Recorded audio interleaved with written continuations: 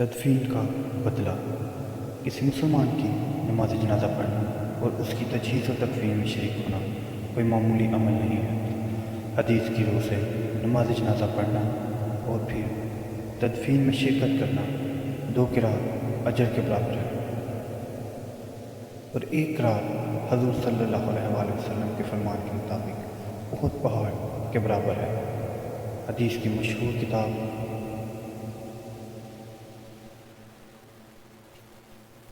مشکات کے شارح ملا علی قاری رحمۃ اللہ نے ایک واقعہ لکھا ہے کہ ایک شخص کو خواب میں دیکھا گیا اور دریافت کیا گیا کہ حق تعالیٰ نے تمہارے ساتھ کیا معاملہ فرمایا۔